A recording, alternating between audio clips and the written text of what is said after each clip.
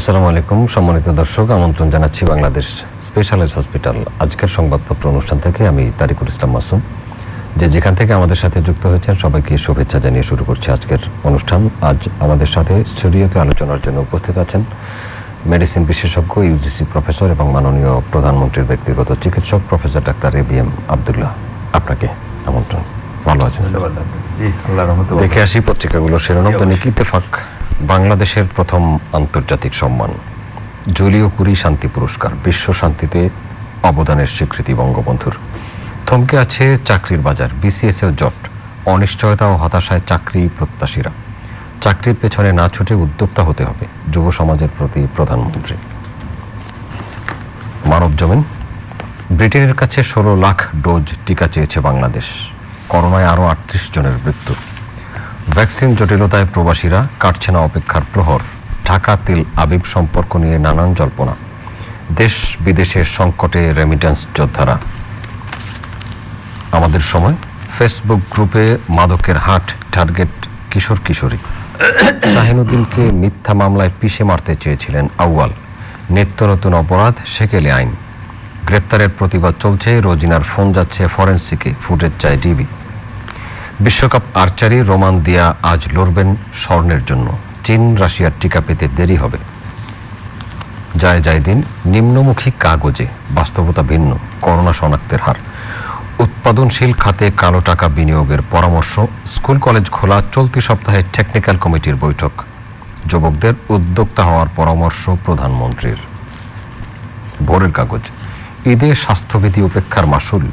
বেপরোয়া ঘরে ফেরা ও কেনাকাটার পরিণতিতে দেশে ফের বাড়ছে করোনা সংক্রমণ। বিধিনিষেধের মেয়াদ আরও 1 সপ্তাহ বাড়ানোর প্রস্তাব।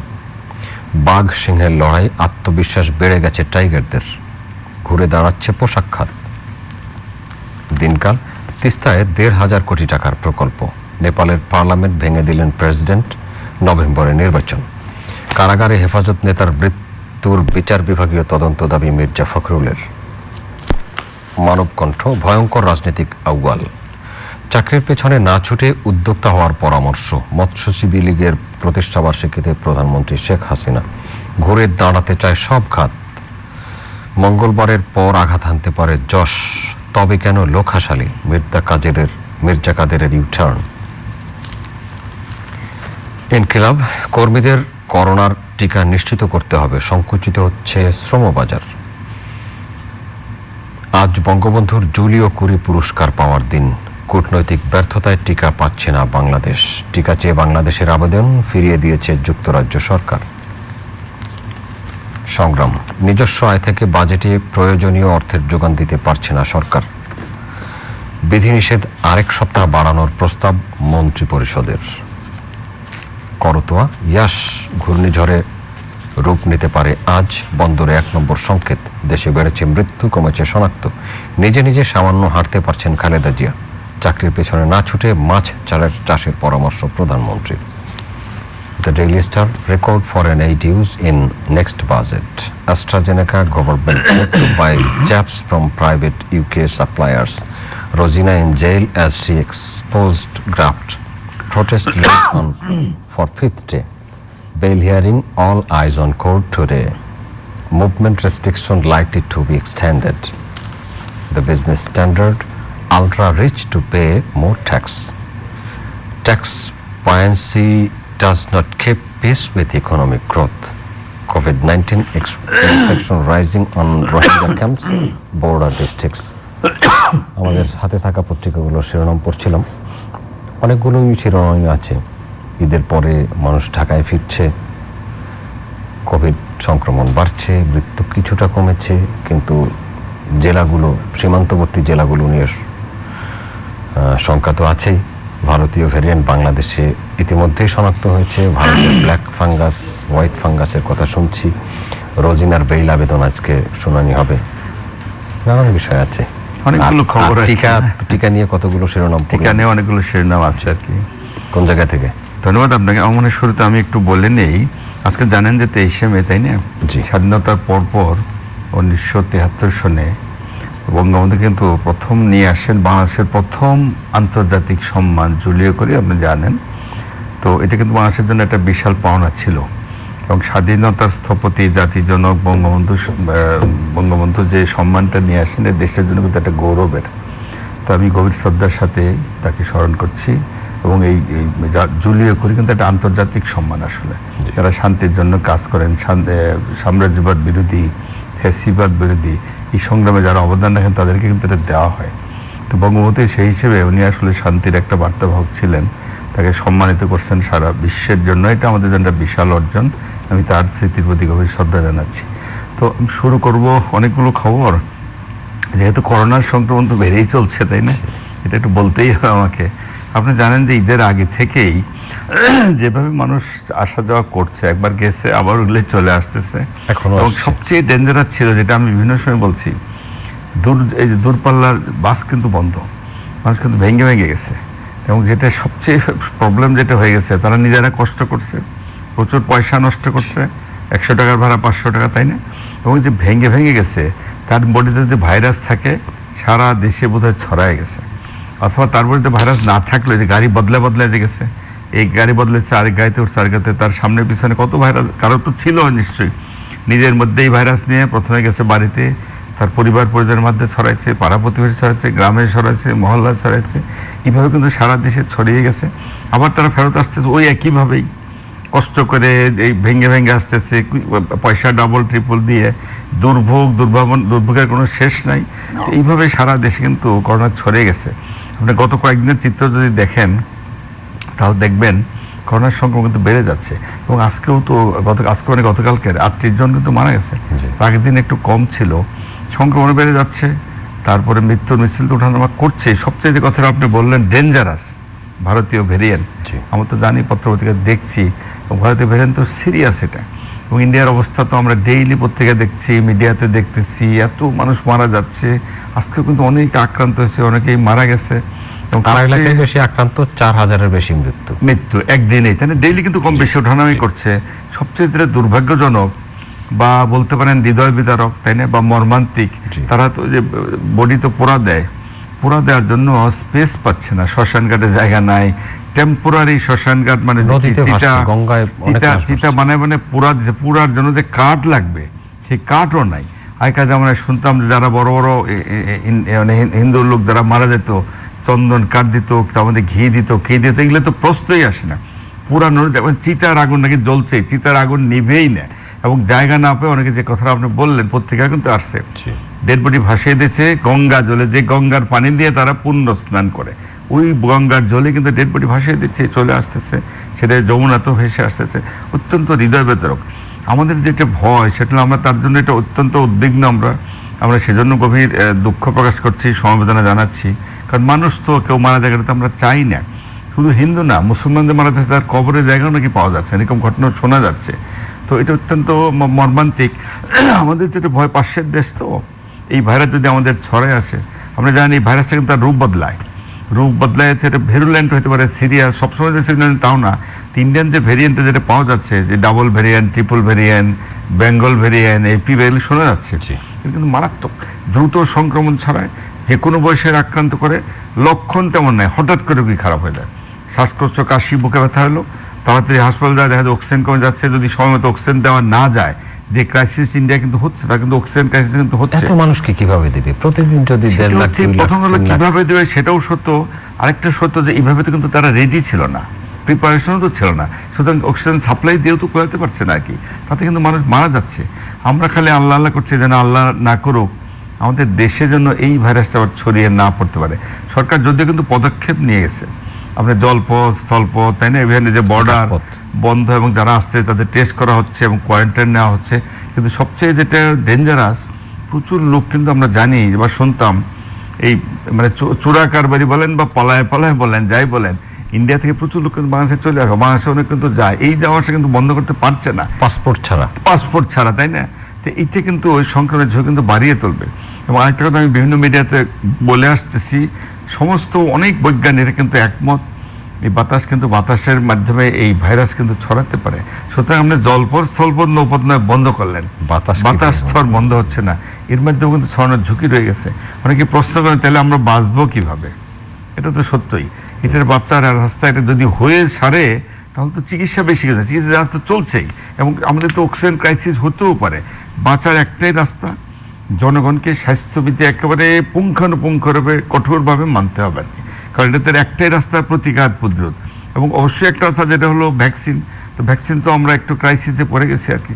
ভ্যাকসিন পরিস্থিতি কেমন দেখছেন? হ্যাঁ, ভ্যাকসিন পরিস্থিতি তো যেটা বললাম ক্রাইসিসে পড়ে গেছে, কারণ আমাদের অক্সফোর্ড অ্যাস্ট্রাজেনেকা নিচ্ছি, দ্বিতীয় ডোজ অনেকে নিয়ে ফেলছেন। তো অনেকে প্রথম ডোজ নিচ্ছেন, প্রায় 13 লক্ষ কিন্তু শর্টেজ হয়ে গেছে, তার দ্বিতীয় ডোজে কিন্তু পাচ্ছেন না। এটা তো একটা ভয়ানক দুশ্চিন্তা ফেলেছে সবাইকে আমাদের, কারণ এটা থেকে বাঁচার তো একটাই রাস্তা, নিজেরা স্বাস্থ্যবিধি অবশ্যই মানব, তার সঙ্গে প্রাপ্তি সাপেক্ষে আমাদের টিকা নিতে হবে। টিকা যদি নিতে পারতাম তাহলে হয়তো আমাদের একটা সাহস থাকতো যে হয়তো আমাদের এই সংক্রমণ থেকে বাঁচতে পারবো। কিন্তু যেহেতু টিকার একটা ক্রাইসিস চলছে, যদিও প্রশাসন বা সরকার কিন্তু কূটনৈতিক তৎপরতা চালাচ্ছে টিকা প্রাপ্তির জন্য। অলরেডি 5 লাখ ডোজ তো চায়না তো দিচ্ছে, তার নাকি আরও কয়েকটা 6 লাখ ডোজ উপহার হিসেবে দেবে। সেটা তো সাফিসিয়েন্ট না, আমাদের তো কোটি কোটি ডোজ, তাই না? অন্তত দেশের 17 কোটি লোক, 10-12 কোটি লোককে কিন্তু টিকা আনতে হবে, তা নাহলে এই সংক্রমণ আমরা ঠেকাতে পারবো না। হার্ড ইমিউনিটি হবে না, না হলে মানে ম্যাক্সিমামকে তো 60 to 80% তো দিতে হবে। গভর্নমেন্ট তো চেষ্টা চালাচ্ছে, আমার মনে হয় আমরা বোধহয় সরকার বোধহয় সাকসেসফুল হবে বলে আমার বিশ্বাস। এবং তারা অন্তত ওই বিষয় এই মুহূর্তের দরকার কিন্তু আমাদের অক্সফোর্ড অ্যাস্ট্রাজেনেকার, কারণ অনেকে কিন্তু ফার্স্ট ডোজ নিয়ে নিছে, সেকেন্ড ডোজ তো এতেই নিতে হবে। যদিও অনেকে কিন্তু বলছে, কন্ট্রোভার্সিয়ালাইজ করছে যে যারা অক্সফোর্ড নিচ্ছে তারা অন্য কোনো কোম্পানির নিতে পারবে কি পারবে না। এখন পর্যন্ত পৃথিবীর কোনো রিকমেন্ডেশন কিন্তু নাই, কারণ এগুলো স্টাডি চলছে, স্টাডির ডাটাগুলো তো আমরা এখনো পাই নাই। যে টিকা নিছে তাই কিন্তু ওইটাই নিতে হবে আর কি। চাইনিজটা যারা অক্সফোর্ডে তারা কি চাইলে নিতে পারবে কি পারবে না, বিশেষজ্ঞরা কিন্তু এখন সেই সাজেশন দেয় নাই। অনেক দেশের স্টাডি চলছে, কেউ কেউ বলছেন যে হয়তো কাজ করে, হয়তো দিয়ে তো চলে না আর কি। আমাদের কিন্তু অক্সফোর্ড যারা নিচ্ছে অক্সফোর্ডে নিতে হবে। আমাদের গভর্নমেন্ট কূটনৈতিক তৎপরতা চালাচ্ছে, বিভিন্ন দেশ থেকে আনার চেষ্টা করছে। আজকেও বোধহয় মাননীয় পররাষ্ট্রমন্ত্রী বোধহয় ইউকে যুক্তরাজ্যকে অনুরোধ জানিয়েছে 20 লক্ষ টিকা দেওয়ার জন্য।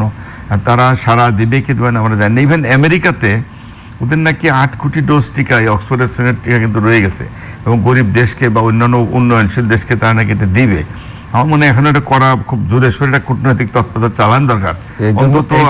আমি যদি একটু যোগ করি আপনার সাথে, এই জন্য দরকার যে এই টিকাগুলোর তো একটা মেয়াদ আছে, মেয়াদ শেষ হয়ে সেটাও দরকার, এর আগে আমরা পেয়ে যাই। আমি তো মনে করি যে গভর্নমেন্ট একটু জোরে সোরে যদি একটু উদ্যোগ নেয়, 1 কোটি ডোজ চাক না, অন্তত 20-30 লাখ যদি আমরা পাই, এবং সেটা এক্সপায়ারি ডেটের আগেও কিন্তু আসতে হবে।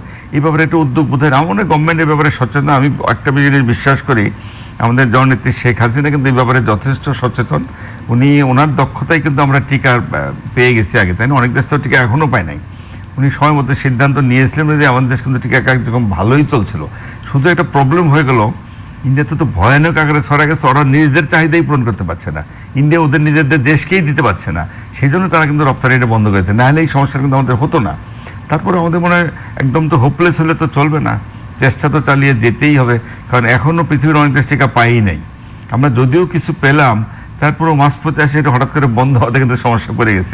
রাশিয়া চীনের টিকা পেতে আমাদের কত সময়? এই ব্যাপারে তো তারা কূটনৈতিক তৎপরতা চলছে। রাশিয়া তো তারা অলরেডি দিবে বলে কথা, মানে তারা বোধহয় আলোচনা চলছে। শুধু তাই না, রাশিয়া তো বলছে ওদের যে টিকা এই দেশে তৈরিরও যাতে করা যায়, সেটার একটা ব্যবস্থা বোধহয় তারা করবে। আমার তো মনে করা উচিত, রাশিয়া হোক চাইনিজ হোক, আমরা যেখান থেকেই পারি টিকা তো আমাদের সংগ্রহ করার চেষ্টা করতেই হবে আর কি। ওই যে চুক্তি হয়েছে, এরপরে তো কোনো আপডেট তথ্য আমরা তাদের কাছ থেকে আপডেট তথ্য নাই, কারণ আসলে তো অ্যাভেলেবল না। যারা টিকা তৈরি করে, এখন তো টিকা নিয়ে তো অনেক কথা তো আমি আর আগেও বলছি, এটি নিয়ে কিন্তু রাজনীতি হবে, ব্যবসা চলবে, কূটনীতি চলবে, তাই না? এমনও আছে, শোনা যায় যে কেউ টিকা প্রচুর টিকা নিয়ে বসে আছে, যারা ধনী দেশ, যার দরকার তার 3 গুণ 4 গুণ টিকা নিয়ে কিন্তু বসে আছে। আবার একটা গ্রুপ আমাদের মতো দেশ বা ধরেন অনেক গরিব দেশ বা উন্নয়নশীল দেশ, তারা পাচ্ছে না, একদিক করে বসে নিয়ে আসছে ধরে, আবার নিচে পাচ্ছে না। সুতরাং সংকট তো তৈরি হবেই আর কি। কারণ সংকট আসলে তো সবাইকে একটু চিন্তা ভাবনা করতে হবে। এটা কোনো দেশের একার সমস্যা তো না, সারা পৃথিবীর বৈশ্বিক সমস্যা। সুতরাং কেউ যেন মনে না করে পৃথিবীর অন্য দেশ আমরা নিজেরা একা ভালো থাকলেই তারা ভালো থাকবেন, তা কিন্তু আলটিমেটলি হবে না। সারা দুনিয়ার মানুষ যদি এই করোনার সংক্রমণ থেকে রক্ষা না পায়, তারা যদিও টিকা নেবেন, এই সংক্রমণ কিন্তু তাদেরকেও একসময় ধরবে। সুতরাং তাদেরকেও এই জিনিসটা রিয়েলাইজ করতে হবে যে তারা শুধু নিজেরাই নেবে তা না, সারা পৃথিবীর মানুষ যেন পায়, ব্যাপারে কিন্তু তাদেরও চিন্তা ভাবনা রাখতে হবে। শুধু তাই না, আমি তাদেরকে আহ্বান জানাবো, যারা ধনী দেশ, বড় দেশ, এবং আমি জানি যে কানাডাও তার 3 গুণ টিকা নাকি কিনে রেখে দিছে। আমেরিকা তো প্রচুর টিকা আছে। আমি মনে করি তাদের চাহিদা পূরণ করে দ্রুত যেন উন্নয়নশীল দেশগুলোকে তারা টিকা সাপ্লাই দিতে পারেন, তাদের মধ্যে যেন টিকা প্রাপ্ত একটা নিশ্চয়তা হয়, তাহলে কিন্তু আমরা বাঁচবো, সারা পৃথিবীর মানুষ কিন্তু বাঁচবে। কেউ যেন মনে না করেন যে আমরাই বাঁচবো আর সব মরুক, বা তাদের এই করোনায় হবে না, বা তাদের যা হয় হবে, এরকম ফিলিং যেন কেউ না করেন আর কি। আমরা সবাই মিলে যেন ভালো থাকি, সবাই যেন বাঁচি, সারা পৃথিবীর মানুষ যেন বাঁচে, এই চেষ্টা কিন্তু আমাদের চালিয়ে যেতে হবে। স্বাস্থ্য মন্ত্রণালয় এ বিষয়ে আমাদেরকে খুব দ্রুতই কোনো ভালো খবর দেবে সেই প্রত্যাশায় আছি। যদিও স্বাস্থ্য মন্ত্রণালয়ের ব্যস্ততা এখন একজন সাংবাদিককে নিয়ে আমরা যতটা জানতে পারি। মানে রোজিনার কথা বলছেন তাই তো, রোজিনা ইসলাম তাই তো? হ্যাঁ, তা তো বটেই, তারা তো এটা নিয়েও ব্যস্ত, তারা টিকার কার্যক্রম যে চালাচ্ছে না তা না, টিকা আনার ব্যবস্থা কিন্তু চলছে বলে আমি যতদূর জানতে পেরেছি। তবে রোজিনার কথা যেটা বললে আমার ব্যক্তিগত মতামত হলো, এই জিনিসটাকে অযথা মনে হয় কেন যে তারা জটিল করে ফেললেন, এটা শুরুতেই কিন্তু এটার মীমাংসা করা যেত বলে আমার ধারণা আর কি। এই যে ছোটো জিনিসটাকে এখন এমনভাবে ছড়াই গেছে, আদালত পর্যন্ত করাই গেছে, এখন আজকে তো এটা রায় হবে, অ্যান্ড আমাদের কিন্তু আদালতের রায় পর্যন্ত একটু ওয়েট করতে হবে আর কি, যেহেতু আদালতের ব্যাপার। হ্যাঁ, জামিন ইস্যু, জামিন শুনানি, রায় না স্যার, না জামিন শুনানি হয়ে গেছে, এখন রায়টাই বাকি। আচ্ছা, শুনানি কিন্তু হয়ে গেছে। শুধু তাই না, আমার তো মনে হয় এমনও হতে পারে যে জামিনও দিতে পারে, এমনও ধরে মামলাই বাতিল করতে পারে, এরকম তো হতে পারে। কিন্তু যেহেতু আদালতের ব্যাপার, অগ্রিম কোনো কমেন্ট করা বোধহয় এখন এই মুহূর্তে ঠিক হবে না। কিন্তু আমি ব্যক্তিগতভাবে এখনও মনে করি একজন সাংবাদিক, সিনিয়র সাংবাদিক, ভদ্র মহিলা, তার সঙ্গে যে আচরণটা করা হয়ে গেছে, এখন ভালো হোক মন্দ হোক, তাতে জিনিসটা বোধহয় এতটা শুভনীয় হয়েছে বলে আমার মনে হচ্ছে না আর কি। এমনকি উনি তো জেলখানায় আছে। আমি কিন্তু একটা মিডিয়াতে বলছিলামও যে অলরেডি তো পানি একটু ঘোলা করা হয়েই গেছে, জেলখানায় তার উপরে যেন মানসিক, শারীরিক এই ধরনের যেন কোনো নির্যাতন আবার না করা হয়। উনি গেছেন, তার প্রতি যেন ন্যায় বিচার করে। অলরেডি মাননীয় 2-1 মন্ত্রী কিন্তু তারা আশ্বাসও দিয়েছেন তার প্রতি ন্যায় বিচার করা হবে, যথাযথ বিচার যাতে হয় তার নিশ্চয়তা তারা কিন্তু বলছেন। এখন আমরা আজকেই জানতে পারবো, দেখি কি অবস্থা হয় আর কি, অপেক্ষা করি। আর একটা জিনিস জানার জন্য, ওই যে ভারতে যে ব্ল্যাক ফাঙ্গাস এবং হোয়াইট ফাঙ্গাসের সংক্রমণ বেড়েছে এবং তারা একটা প্যান্ডেমিকও ঘোষণা করেছে, মহামারী ঘোষণা করেছে। যদি চলে আসে বা যদি না আসে, যদি আসেও, তাহলে আমাদের সতর্কতা কি? প্রথম কথা হলো, তারা তো বলছে ফাঙ্গাস কিন্তু এটা ছত্রাক বলে, তাই না? কিন্তু নর্মালি ন্যাচারালিতে থাকে, মাটিতে থাকে, গাছপালার মধ্যে থাকে, এরকম বিভিন্ন কিন্তু থাকে, ছড়ানো থাকে। মানুষ যদি আক্রান্ত হয় তখন কিন্তু সিরিয়াস হয়ে যায়। ব্ল্যাক মানে অনেকেই এটা কিন্তু রোগটার নাম বলে মিউকোরমাইকোসিস। ব্ল্যাক মানে কালো কালো হয় আর কি। আর একটা এখন কিন্তু হোয়াইট ফাঙ্গাসের নামও শোনা যাচ্ছে আর কি। দুটোই ডেঞ্জারাস, কারণ এটা অনেক শরীরের অনেক কিছুকে আক্রান্ত করে। এটা কিন্তু নতুন না, ইন্ডিয়াতে করোনা সংক্রমিত রোগীদের মধ্যে বেশি পাচ্ছে। এটা কিন্তু যে কোনো কারণে বডির যদি ইমিউনিটি কমে যায় তাদের কিন্তু হতে পারে। যেমন যাদের ডায়াবেটিস থাকে, ক্যান্সারের রোগী, তারা রেডিওথেরাপি পায় বা কিমোথেরাপি পায়, বা অনেকদিন যদি স্টেরয়েড যাতে পায়, তাদের কিন্তু এটা হতে পারে। এখন যে করোনাতে বেশি পাওয়া যাচ্ছে, তারা তো সন্দেহ করছে যারা আগে থেকে ডায়াবেটিসে ভোগে, অথবা যে হাই ডোজের স্টেরয়েড কিন্তু দেওয়া হয়, বিশেষ করে আইসিইউ যারা থাকে তারা কিন্তু দিতে হয়, রোগের কারণে দিতে হচ্ছে, তাতে সংক্রমণের ঝুঁকিটা কিন্তু বেশি। এবং এটা বডির বিভিন্ন অঙ্গ প্রত্যঙ্গ কিন্তু আক্রান্ত করে। যেমন নাকে আক্রান্ত করে, নাক বন্ধ হয়ে যায়, সাইনাসাইটিস, সাইনাসকে আক্রান্ত করে, ফুসফুসকে আক্রান্ত করে। এবং হোয়াইট ফাঙ্গাস যেটা বা সাদা যেটা, এটা কিন্তু লিভার পেটের লিভার মানে কিডনি, লিভার, ব্রেনে কিন্তু আক্রান্ত কিন্তু হচ্ছে। এবং এটা এত ডেঞ্জারাস। ব্ল্যাক ফাঙ্গাস আরেকটা সিরিয়াস রোগ তৈরি করে, চোখে আক্রান্ত করে, চোখ লাল হয়ে যায় বা কালো হয়ে যায়, এবং চোখের যে আইলিডগুলো কিন্তু ফল করে যায়, চোখ বন্ধ হয়ে মানে ব্লক হয়ে যায়, তারা বলছে কালো হয়ে যায়, ব্লিডিং হয়, এমনকি অন্ধ হয়ে যেতে পারে। কিছু কিছু রোগীদের ইন্ডিয়াতে এমন একটা অবস্থা হয়ে গেছে যে এইটাতে হওয়ার ফলে কোনো মেডিসিন দিয়ে কিউর করতে পারছিল না, চোখটা কিন্তু উঠায় ফেলতে হয়েছে। এইটাও কিন্তু ডেঞ্জারাস জিনিস। সুতরাং এবং যে মেডিসিন দেওয়া এটা খুব এক্সপেন্সিভ, এম্পোটারিসিন বি বলে, প্রায় 3 সপ্তাহ দিতে অনেক দাম, এবং কতটুকু কাজ করে সেটাও বলা যায় না। সুতরাং এটা কিন্তু ডেঞ্জারাস রোগ, এবং তারা তো এখন পাচ্ছে করোনা রোগীদের। এটা ঘুরে ফিরে কিন্তু একটাই আমাদের স্বাস্থ্যবিধি ভালো করে মানতে হবে, যেন এই ইন্ডিয়ান ভাইরাস আমাদের দেশে ছড়িয়ে না পড়ে, আমরা যেন আক্রান্ত না হই। এবং এটা থেকে বাঁচার একটাই রাস্তা, স্বাস্থ্যবিধি আমাদের মেনে চলতে। কারণ হয়ে গেলে তো মুশকিল, ঠেকানো তো মুশকিল। ইন্ডিয়াতে যে অবস্থা দাঁড়াচ্ছে, এবং আপনি একটা জিনিস দেখেন, ইন্ডিয়ার স্বাস্থ্য ব্যবস্থা কিন্তু বলতে পারেন যে ভেঙেই পড়ছে। আমাদের অনেক লোকে ইন্ডিয়ার চিকিৎসা করতে যায় না, কিন্তু এখন কিন্তু দেখা যাচ্ছে ওরাও যে খুব, আর কিছু প্রাইভেট সেক্টরে কিন্তু উন্নতি হয়েছে, এটা সত্য। সরকারি পর্যায়ে যদি দেখেন, এটা ভয়াবহ অবস্থা। তাহলে তো অক্সিজেনটাও ঠিক মতো সাপ্লাই দিতে পারছে না। যাই হোক, আমাদের কথা হলো তারা ভালো থাকুক, দেশের মানুষ তো, মানুষ যেন সবাই বলতে যে দেশেরই হোক সে মানুষ, তারা ভালো, এটা আমরা কামনা করি। এবং কোনো ক্রমে যেন আমাদের এই দেশে এটা ছড়াতে না পারে। এই ব্যাপারে সরকার যে পদক্ষেপ নিচ্ছে এগুলো ঠিক আছে, কিন্তু জনগণকে কিন্তু সচেতন হতে হবে। এই ঢিলে ঢালা ভাব, স্বাস্থ্যবিধি মানে না, এইসব যদি করেন, আপনি এখনো দেখেন আমরা এতবার বলছি, মিডিয়া আপনারা বলছেন, যে কোনো মিডিয়াতে, পত্র পত্রিকা সব জায়গায় তো বলা বারবার রিকোয়েস্ট করা হচ্ছে যে আপনার স্বাস্থ্যবিধি ভালো করে মেনে চল। স্বাস্থ্যবিধি বলতে কি, মাস্ক পরবেন, হাত ধোয়ার চর্চাটা রাখবেন, সবচেয়ে ডেঞ্জার শারীরিক দূরত্ব 3 ফিট যেটা বলে, তো ওর কেউ মানে গায়ের উপরে গা দিয়ে করে যে যেমনি পারছে একেবারে তো চলছে, তাই না? সুতরাং জনগণকে স্বাস্থ্যবিধি মানতে বলবো, এমন তারাকে বলবো এই কাজগুলোর সাথে যখনই টিকা পাবেন, ভয়ভীতি উপেক্ষারে আপনি কিন্তু অবশ্যই টিকা নেবেন। ধন্যবাদ আপনাকে আমাদের সাথে থাকার জন্য। দর্শক আপনাদেরকেও ধন্যবাদ এতক্ষণ আমাদের সাথে থাকার জন্য। আগামী অনুষ্ঠান দেখার আমন্ত্রণ রইল, দেখা হতে পারে আগামী অনুষ্ঠানে। ভালো থাকবেন সবাই, আপনাদের সবার জন্য শুভকামনা রইল।